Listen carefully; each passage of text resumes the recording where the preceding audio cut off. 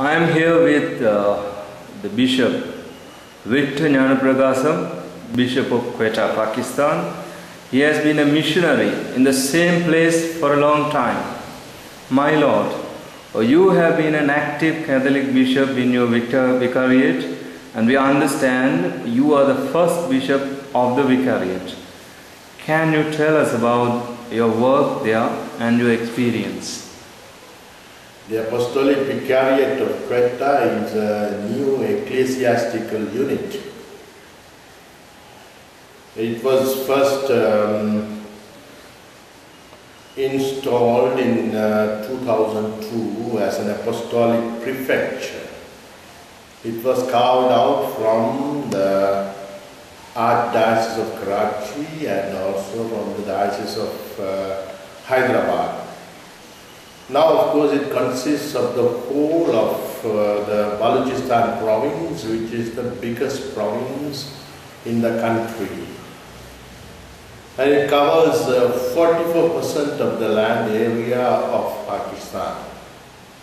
But as it is, of course, it is the least populated and least developed area.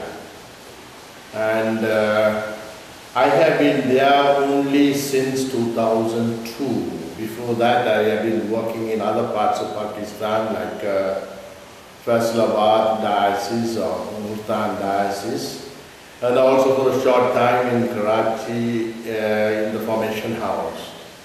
So my experience in Quetta is from the time I became the Apostolic Prefect of Quetta and later on as the Apostolic Vicariate of Quetta. The Apostolic Vicariate was actually established in 2010, and that's when I was made a bishop. So actually I'm bishop only for the last 2 years. Before that I was the Apostolic Prefect, but doing the same type of job. So my job mainly consists of, strengthening the church and helping the church to grow up and to establish it in future as a diocese. So with the priests and religious who are there, I'm trying my best to see that the infrastructure is built up, both spiritually and materially. So we have been doing whatever possible, and in the past there were only 3 priests and 3 parishes. Now we have 13 priests and 8 parishes. But of course the problem of the situation or law and order situation in the country or in that area is a hindrance for us to sort of develop it in the way we want it and as fast as we want it. But still we are trying to do our best, and with the grace of God we are going on doing whatever we could. My Lord, can you share some information about the people in your vicariate? Well, the people, if you mean the Catholics, we have about over 30,000 Catholics scattered all over the province.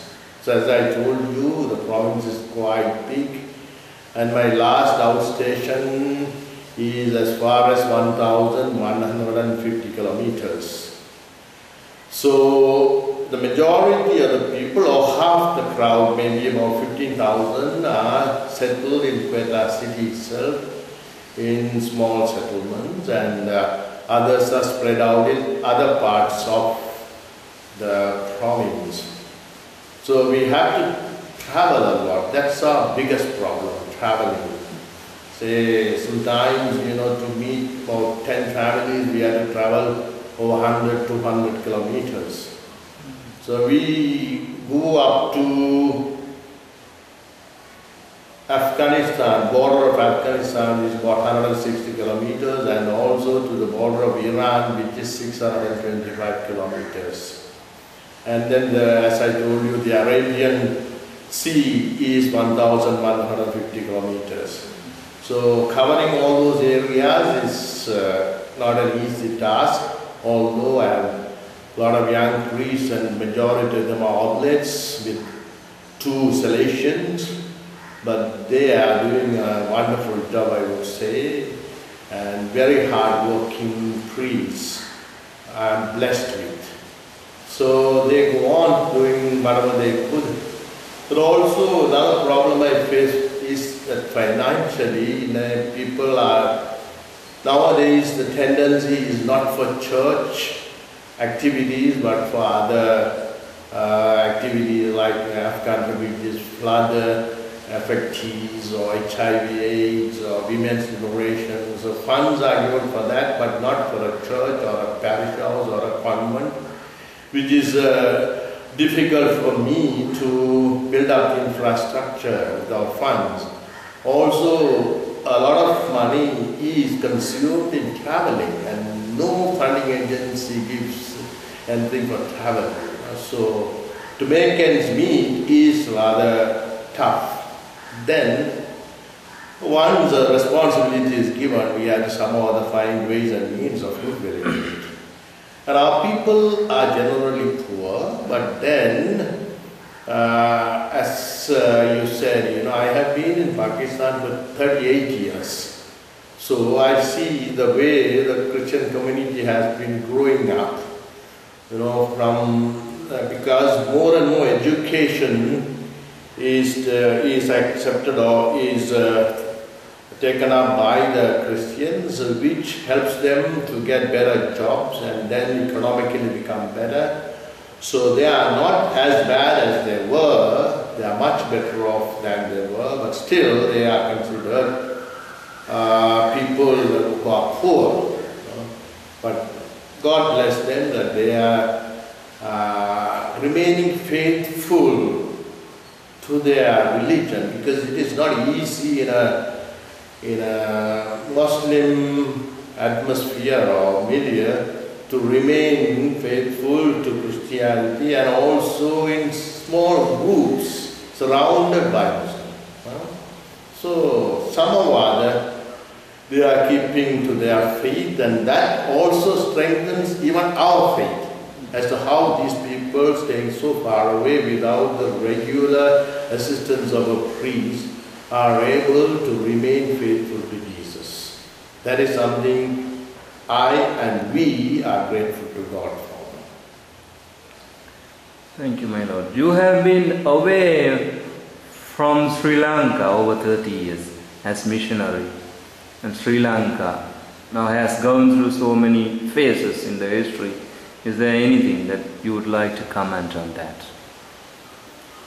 Well, as I told you, I have been out of the country for 38 years, so when the war took place, or I wasn't here, and in fact at the beginning I didn't come to Sri Lanka hoping that it will be over in a year or two, and I was passing time for 8 years without visiting Sri Lanka.